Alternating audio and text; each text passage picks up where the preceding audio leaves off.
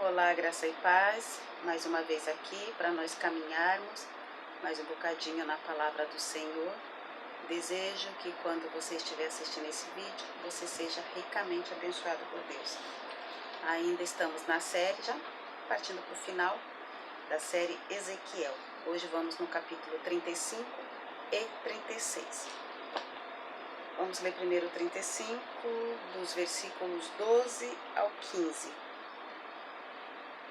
Saberás que eu, o Senhor, ouvi todas as blasfêmias que proferiste contra os montes de Israel, dizendo: já estão desolados, a nós nos são entregues por pasto. Vós vos engrandecestes contra mim com a vossa boca, e multiplicastes as vossas palavras contra mim. Eu o ouvi. Assim diz o Senhor Deus: ao alegrar-se toda a terra, eu te reduzirei à desolação. Como te alegraste com a sorte da casa de Israel, porque foi desolada, assim também farei a ti. Desolado serás, ó monte Seir, e todo o Edom, sim, todo, e saberão que eu sou o Senhor. Sabe aquela expressão, o peixe morre pela boca? O Senhor está mandando Ezequiel dizer assim: tudo que vocês estão falando sobre Israel, eu estou ouvindo. Eu estou ouvindo tudo que vocês estão falando, que eles já são derrotados, que para eles está tudo acabado. Vocês estão se engrandecendo em cima deles, a boca de vocês a cada dia mais falam coisas contra mim, porque quando falava contra Israel, falava contra o Deus de Israel, o Senhor está falando assim: eu ouvi. Assim diz o Senhor: ao alegrar toda a terra, vocês todos se alegraram, então agora vocês vão ser reduzidos à desolação. Desolação.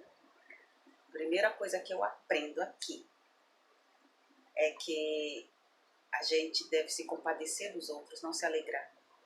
Muitas vezes, quando uma outra nação entra em guerra ou acontece alguma catástrofe, muitas pessoas, às vezes, impiedosamente se alegram e acusam: olha lá, aquilo ali é um castigo de Deus, ou começa a falar aquilo que acha que entende. A melhor coisa é a gente ficar quieto. Se não pudermos orar, pelo menos nos calar. Porque a gente não sabe o que está se passando naquela nação. A gente não sabe como que Deus está trabalhando naquela nação. Aqui Deus estava trabalhando com Israel e o povo estava se alegrando com aquilo que Israel estava passando. E o Senhor estava Israel estava no momento de correção. Só que eles esqueceram, Monte Seir, Edom, eles esqueceram que eles também tinham ouvido o telhado deles de vidro. Todo mundo tem um telhado de vidro. Eles esqueceram que lá em Números, quando Moisés vinha do Egito, estava caminhando para a terra prometida, e eles precisavam passar pelo país de Edom, e ele pediu gentilmente que deixasse eles passar, que eles não iam estragar nada, eles iam passar pela estrada real, e que eles não iam mexer em nada se eles bebessem alguma água que seria pago. E Edom simplesmente falou: não, vai passar. E ainda juntou um exército para ir contra Israel. Israel não revidou, deu a volta, foi embora. Aí depois, lá em 2 Reis, essas passagens estão em Números 20, e agora, aliás, 2 Crônicas 20 também. Números 20, do 14 em diante, e Crônicas 20, do 10 e 11.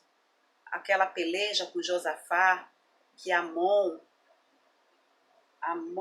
e Moabe se juntaram contra Josafá, e Edom também se juntou com eles para tirar as terras. Foi quando Josafá clamou, jejuou, e Deus atendeu a Josafá. Então eles tinham um telhado de vidro. Eles não estavam bonitos na foto com Deus também. Estavam zombando de Israel. E o Senhor falou assim: vocês também vão prestar conta comigo. Se Deus estava corrigindo aquele povo, que era o povo dele escolhido, Pensa em todos os outros povos. O capítulo 36, do 33 ao 38, assim diz o Senhor. Ezequiel 36, 33. Assim diz o Senhor Deus: no dia em que eu vos purificar de todas as vossas iniquidades, então farei que sejam habitadas as cidades e sejam edificados os lugares desertos. Lavrar-se-á a terra deserta, em vez de estar desolada aos olhos de todos os que passam, dir-se-á: esta terra desolada ficou como o jardim do Éden. As cidades desertas, desoladas e em ruínas estão fortificadas e habitadas. Então as nações que tiverem restado ao redor de vós, saberão que eu, o Senhor, reedifiquei as cidades destruídas e replantei o que estava abandonado. Eu, o Senhor, o disse e o farei.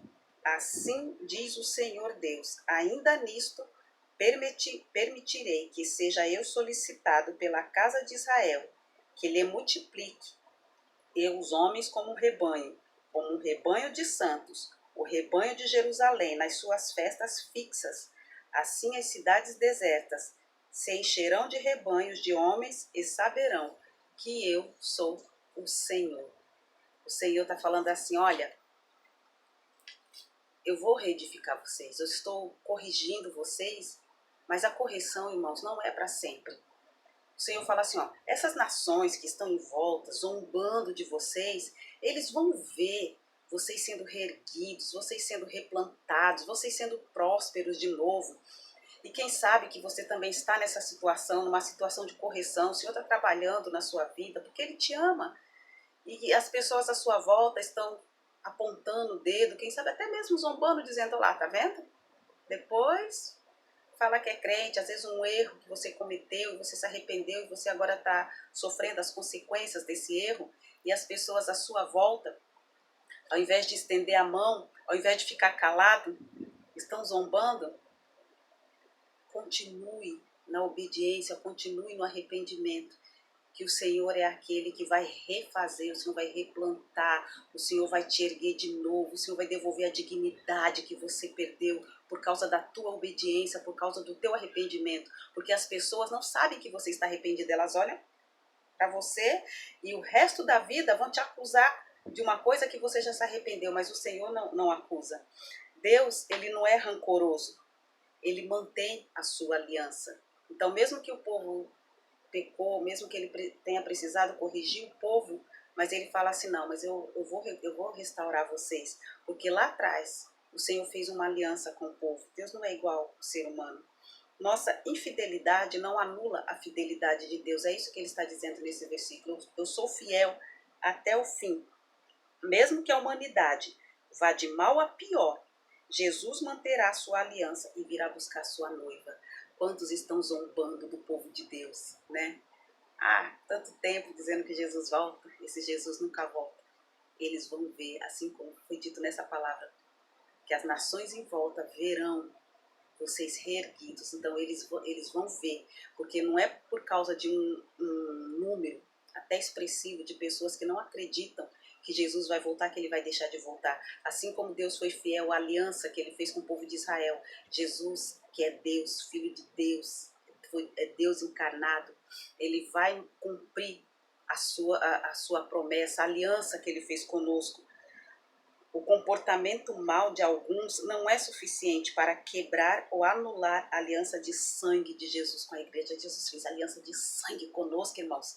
Então, por mais que o mundo, o sistema fique gritando aos quatro cantos da terra, dizendo que a gente está perdendo o nosso tempo, que nós somos tolos, o Senhor fez uma aliança de sangue lá na cruz do Calvário, o sangue dele foi derramado e ele vai cumprir a sua promessa, ele vai honrar essa aliança, por mais que muitos seres humanos tenham sido infiéis, tenham violado essa aliança, mas o Senhor não vai violar a aliança, que ele nunca violou. Lucas capítulo 22, 20, para encerrar. Semelhantemente, depois de cear, tomou o cálice, dizendo, Este é o cálice da nova aliança no meu sangue derramado por vós antes de Jesus ser crucificado.